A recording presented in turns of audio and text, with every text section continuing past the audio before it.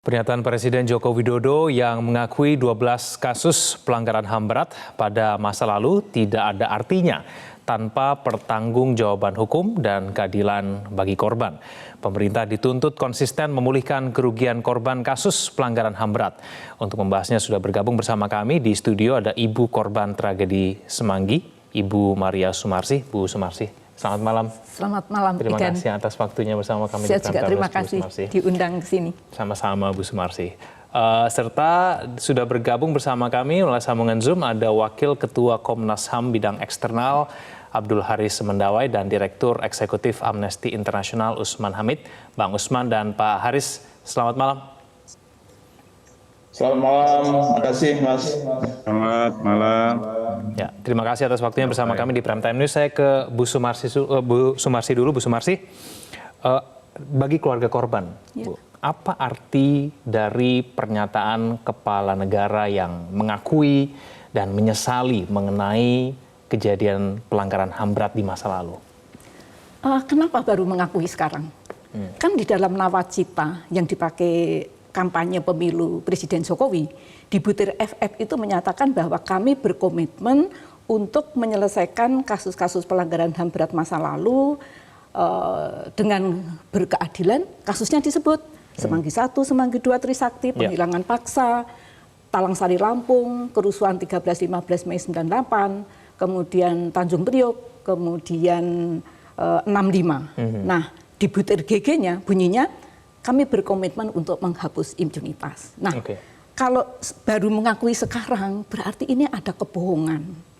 Dan perlu pengakuan ini kalau menurut saya ya seharusnya sudah sejak dulu sudah sejak dulu.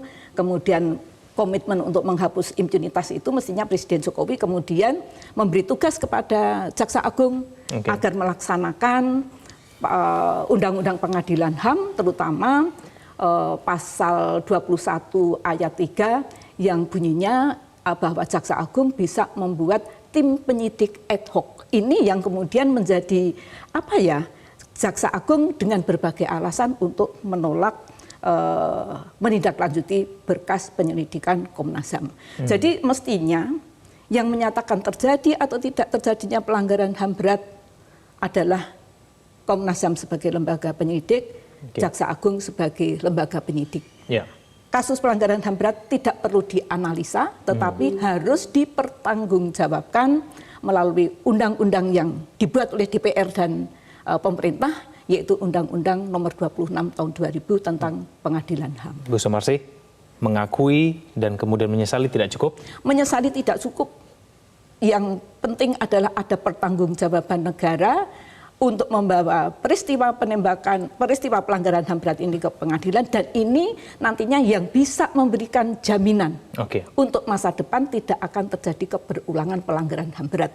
Bagaimana bisa jera kalau tidak ada penghukuman?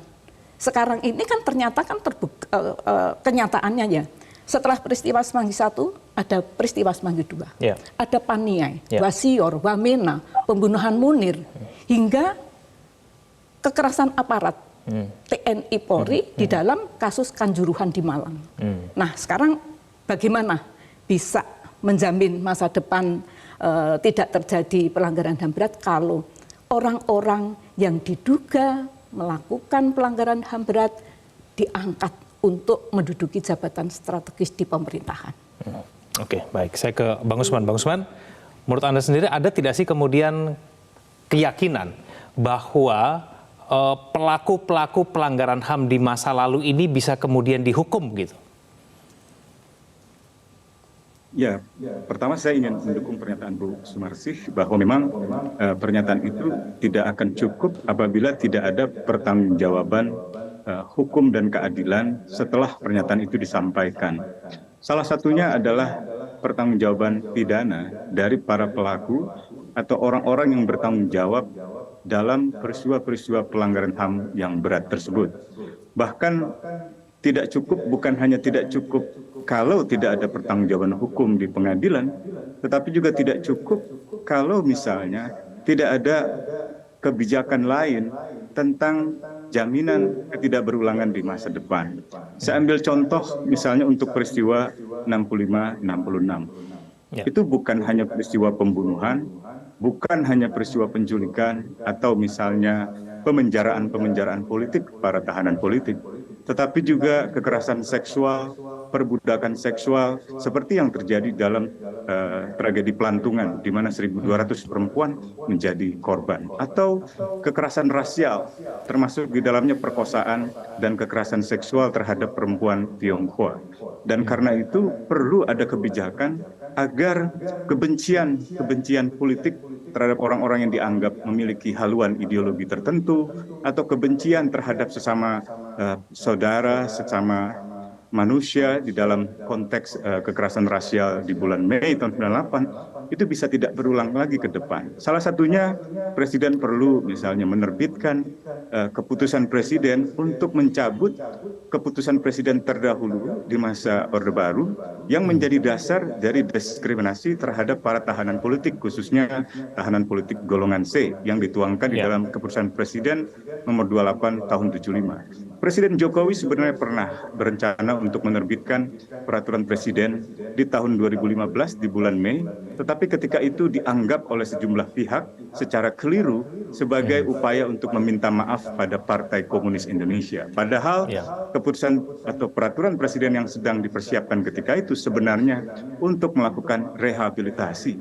Nah, rehabilitasi umum, rehabilitasi terhadap para tahanan politik adalah salah satu kebijakan yang harus ditempuh sebagai tindak lanjut agar apa yang sekarang ini kita anggap tidak cukup itu bisa lebih memberikan harapan keadilan bagi para korban. Nah, kalau seandainya kita bicara misalnya pengadilan hak asasi manusia, beberapa catatan seperti rekomendasi Dewan Perwakilan Rakyat di dalam melakukan penyelidikan politik dalam peristiwa penghilangan orang secara paksa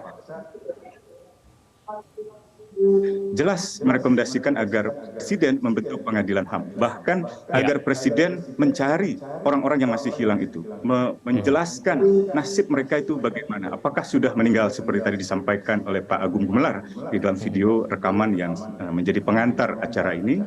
Atau masih hidup. Kalau sudah meninggal, di mana kuburannya? Kalau masih hidup, di mana keberadaannya? Dan itu menjadi pertanyaan-pertanyaan para korban. Jadi saya kira tidak cukup bukan hanya karena para pelaku itu harus diadili di pengadilan, dan Bu Sumarsi tadi benar sekali mengatakan Presiden Jokowi pernah menyampaikan janjinya untuk menghapuskan impunitas. Impunitas itu artinya ketiadaan penghukuman. Ada kejahatan, tetapi tidak ada pelaku kejahatannya. Nah sekarang kalau negara sungguh-sungguh mengakui kejahatan itu atau pelanggaran HAM berat itu, maka negara harus juga memperjelas siapa pelakunya dan membawa mereka ke pengadilan. Jadi saya kira memang masih belum cukup apa yang disampaikan oleh Presiden tersebut, kecuali jika ada pertanggungjawaban hukum dan keadilan. Apakah mungkin itu dilakukan? Memang sulit untuk menjawab pertanyaan itu karena sisa waktu Pak Abdul Haris dulu ya, Bang Usman ya. Jokowi sudah sangat singkat begitu di tahun politik ini. Baik, belum cukup. Pak Abdul Haris, menurut Anda ada kemajuan tidak sih upaya untuk memberikan hukuman kepada pelaku pelanggaran HAM berat di masa lalu ini? Ya baik, saya kira kami dari Komnas ya mengapresiasi, menyambut baik pengakuan dari Presiden yang mengakui hasil penyelidikan Komnas HAM ada 12 kasus ya yang sudah diakui oleh Presiden bahwa itu merupakan peristiwa pelanggaran HAM yang berat, yang itu merupakan hasil penyelidikan dari Komnas HAM. Meskipun demikian, kami melihat bahwa sesungguhnya bukan 12 kasus yang diselidiki oleh Komnas HAM, tetapi ada 16 ya. Yang 4 lainnya itu adalah Timur Timur, kemudian Tanjung Priok, kasus AB Pura dan Paniai. Yang meskipun dalam kasus tersebut pelakunya yang sudah dituntut dijadikan terdakwa dan dinyatakan bebas, tetapi bukan berarti peristiwa itu bukan peristiwa pelanggaran HAM yang berat gitu ya. Nah karena itu kami melihat bahwa ini masih sesungguhnya peristiwa pelanggaran HAM berat itu ada 16. Namun demikian pengakuan Presiden ini saya kira bisa menjadi pintu masuk ya untuk langkah lanjut sebagaimana yang diharapkan tadi, bahwa Presiden juga sudah menegaskan bahwa tidak menegasikan penyelesaian pelanggaran HAM berat melalui mekanisme judisial. Jadi ini saya kira merupakan langkah yang bagus dan kita akan tindak lanjuti dan untuk mendorong agar mekanisme penyelesaian judisial ini juga bisa berjalan. Dan tetapi juga kami menilai bahwa ada kebutuhan juga dari pihak korban ya untuk apa yang sudah menjadi komitmen dari Presiden itu secara konkret harus dilaksanakan. Jadi pemulihan yang diberikan, baik pemulihan sebagaimana yang dimaksud oleh Kepres TPP HAM ya, misalnya ada beasiswa, ada berbagai bentuk pemulihan yang lain. Menurut kami ini juga menjadi perhatian dari Komnas HAM agar supaya konkret dilakukan pemulihan tersebut dan tidak hanya mengacu pada apa yang sudah disebutkan di dalam Kepres tersebut, tetapi juga yang sudah disebutkan juga di dalam Undang-Undang 26 tahun 2000 di mana korban pelanggaran HAM berat itu memiliki hak untuk mendapatkan kompensasi, restitusi dan rehabilitasi. Nah, ini salah satu yang juga.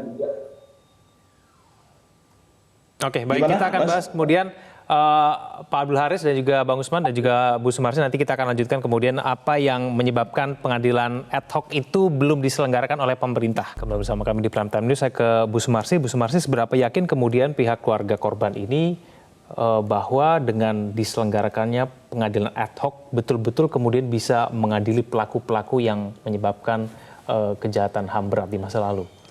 Undang-undang pengadilan HAM itu yang mengarahkan perjuangan saya. Di dalam Undang-Undang Pengadilan HAM itu kan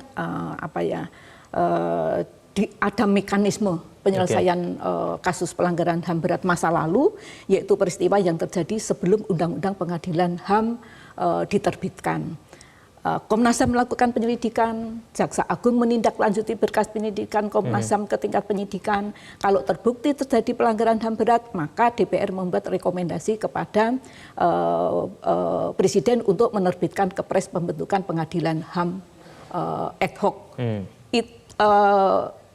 Mekanisme ini diperkuat dengan keputusan Mahkamah Konstitusi nomor 18 tahun 2007 yang menyatakan bahwa terjadi atau tidak terjadinya pelanggaran HAM berat ditentukan oleh Komnas HAM sebagai lembaga penyelidik dan Jaksa Agung sebagai penyidik. Nah, sekarang tinggal keberanian Presiden Jokowi mau membawa kasus ini ke pengadilan HAM atau tidak. Nah, kemudian kalau mengenai Semanggi 1, Semanggi 2, mestinya diselesaikan ya di pengadilan HAM ad hoc, karena pada tahun 2020 saya, ibunya Wawan, dan Ibu Hukimngo, ibunya Yunhab, menggugat Jaksa Agung atas pernyataannya bahwa peristiwa Semanggi 1 dan Semanggi 2 sudah ada putusan DPR bukan pelanggaran HAM berat. Seharusnya Komnas HAM tidak melanjutkan ke pengadilan HAM ad hoc. Kemudian kami menggugat melalui Pengadilan Tata Usaha Negara Jakarta. Kami menang dan terbongkar kebohongan Jaksa Agung yang telah melakukan 8 kali bolak-balik berkas penyelidikan dari Jaksa Agung ke Komnas HAM. Putusan Pengadilan Tinggi Petun Jakarta menyatakan bahwa Jaksa Agung melakukan bedrock, melakukan kebohongan. Memang Jaksa Agung kemudian banding, tetapi kekalahan kami ketika Jaksa Agung menang banding karena surat banding administrasi kepada atasan Jaksa Agung kepada Presiden kami menggunakan surat terbuka. Tetapi bukankah surat terbuka ini juga diakui oleh hakim di pengadilan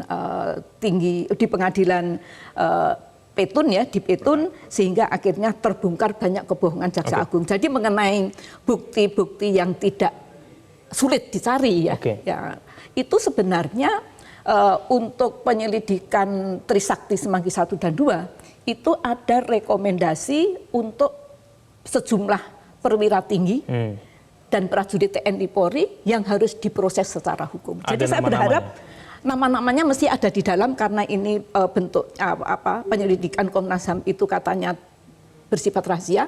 Kami pernah meminta supaya, karena sudah bertahun-tahun kami berjuang, Komnas HAM melakukan penyelidikan, kalau tidak di demo Komnas HAM tidak berbuat apa-apa.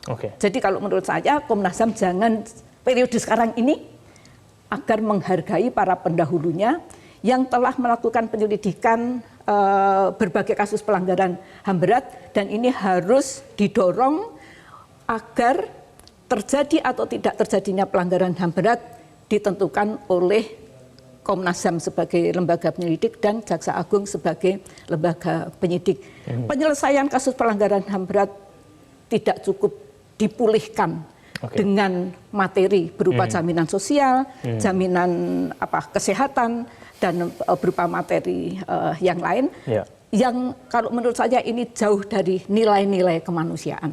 Yang terpenting adalah tadi si Komnas HAM Pak Semendawe juga mengatakan Undang-Undang Pengadilan HAM itu juga ada pasal yang mengatur tentang pemberian hak-hak korban. Nah, kalau saya kalah, ya saya tidak akan mendapatkan bantuan berupa restitusi, kompensasi, rehabilitasi. Tetapi memang hukum kita seperti itu. Ini hukum di Indonesia itu pengadilannya tidak ada orang-orang yang jujur. Kejujuran para penegak hukum itu sangat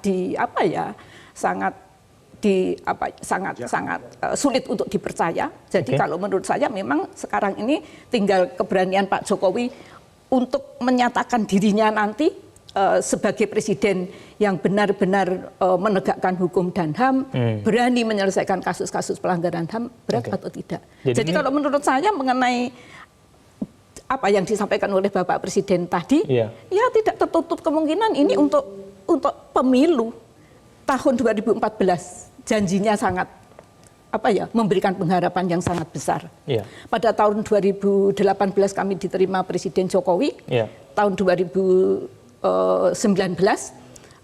kemudian Pak Jokowi menang, tetapi sampai menjadi 2 kali menjabat presiden, apakah kemudian ingat dengan yang dijanjikan pada pada periode yang pertamanya, kan terus kemudian baru sekarang ini baru melakukan pengakuan. Nah sekarang ini sebentar lagi mau pemilu, jangan-jangan wacana 3 periode pemerintahan presiden atau jabatan presiden akan diperpanjang, mungkin ini ada kaitannya ada kaitannya dengan terbitnya Kepres nomor 17 tahun 2022. Jadi ini hanya masalah kemauan Betul, dan masalah kemauan ini juga korban penghilangan paksa dan korban Mei 98 ini judicial review ke Mahkamah Konstitusi tentang pasal berapa gitu Undang-Undang Pengadilan HAM, dan itu pernyataannya singkatnya, terkatung-katungnya penyelesaian pelanggaran HAM berat bukan masalah kaitannya dengan perundang-undangan, tetapi tergantung dari kemauan negara, kemauan pemerintah mau menyelesaikan atau tidak. Baik. Jadi kalau sekarang ini memang mau diselesaikan dengan apapun tergantung dari penguasa, tergantung sekarang dari suara rakyat bagaimana untuk mengawal agar Indonesia ini benar-benar menjadi negara hukum yang mematuhi pasal 28I ayat 4 dan ayat 5. Silahkan baca sendiri. Baik. Untuk Pak Menko Polhukam, untuk Presiden, untuk anak-anak 98 yang sekarang di bawah kekuasaan Presiden Jokowi, ini hendaknya mau mendorong, mendesak agar Pak Jokowi jangan ingkar dengan reformasi, karena Pak Jokowi juga menyatakan diri, saya adalah anak kandung reformasi. Menjadi wali kota karena reformasi, menjadi gubernur karena reformasi, menjadi presiden juga reformasi. Pak Jokowi jangan mengkhianati para pejuang reformasi dan demokrasi. Kembali bersama kami di Prime Time News, saya ke Bang Usman. Bang Usman, bagaimana kemudian yang bisa dilakukan supaya kemudian kejadian-kejadian pelanggaran HAM berat di masa lalu ini tidak kemudian terulang kembali? Kalau misalnya memang ada polanya begitu yang bisa terulang? Tentu saja salah satunya adalah Pengadilan Hak Asasi Manusia, sehingga orang-orang yang bertanggung jawab atas peristiwa pelanggaran HAM berat itu mendapat pembelajaran. mendapatkan penghukuman bagi mereka yang memang terbukti secara cukup dan meyakinkan untuk dimintai tanggung jawab pidana melalui penghukuman. Cara lain untuk mencegah keberulangan di masa depan adalah mengeluarkan kebijakan-kebijakan yang di awal saya sebutkan, misalnya rehabilitasi untuk korban 65, dan itu sudah merupakan pendapat hukum dari Mahkamah Agung, sehingga tidak boleh ada alasan untuk tidak menindaklanjutinya. Demikian pula dengan pencabutan Kepres nomor 28 tahun 75 untuk perlakuan tahanan politik 65, dan juga penghapusan TAP MPRS nomor 25 yang pernah diusulkan oleh Presiden Abdurrahman Wahid agar itu dicabut. Nah, Presiden Abdurrahman Wahid sendiri bahkan pernah menyampaikan permohonan maaf. Sebenarnya itu yang ditunggu juga oleh para korban, bukan sekedar mengakui seperti saya mencuri sepeda, tetapi hanya sekedar menyesalkan, tapi meminta maaf sekaligus juga mengembalikan sepeda itu. Dengan kata lain, mengembalikan hak-haknya. Dan saya kira pengadilan hak asasi manusia itu harus segera dibentuk. Dengan pernyataan Presiden, berarti rekomendasi Dewan Perwakilan Rakyat yang pernah dibuat pada tahun 2001, misalnya bahwa peristiwa Trisakti, peristiwa Semanggi I, Semanggi II bukan sebagai pelanggaran HAM berat, itu dianulir. Dan dengan demikian seharusnya Presiden bersama DPR segera membentuk pengadilan HAM ad hoc dengan dimulai Saya dari ke Pak Abdul penerbitan Haris. Kepres Pak Abdul, dan juga apakah dari Komnas HAM bisa memastikan bahwa kemudian pemerintah akan betul-betul menjalankan rekomendasi dari PPHAM itu? Ya, itu yang salah satu jadi perhatian kita, bahwa rekomendasi ini jangan hanya di atas kertas gitu ya. Jadi kalau kita lihat bahwa dari pidato Presiden itu memberikan mandat kepada Menko Polhukam dan berbagai kementerian untuk menindaklanjuti rekomendasi-rekomendasi yang sudah diberikan, khususnya yang terkait dengan pemulihan ya. Jadi misalnya ada Kementerian Sosial, Kementerian Tenaga Kerja dan lain sebagainya, Kementerian Keuangan dalam rangka untuk kepentingan pemulihan ini. Nah, mungkin saya kira perlu dipastikan bahwa ini program pemulihan ini harus betul-betul berjalan ya.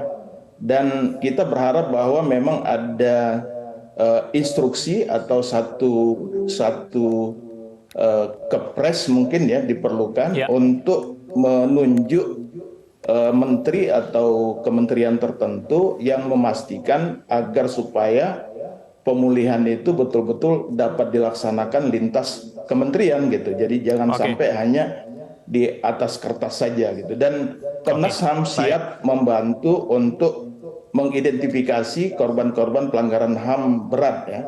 Yang kita tahu bahwa di Komnas HAM itu sudah ada 6.000 nama-nama korban yang sudah diberikan keterangan oleh Komnas HAM bahwa mereka adalah korban pelanggaran HAM berat. Dan tentunya banyak lagi korban yang lain yang kita juga harapan siap kita semoga kemudian pelaku kejahatan HAM di masa lalu betul-betul bisa dituntut dan kemudian bisa dihukum dengan hukuman yang sepantasnya. Terima kasih Pak Abdul Haris, terima kasih Bang Usman dan juga Ibu Sumarsi telah bergabung sama kami di Prime Time News.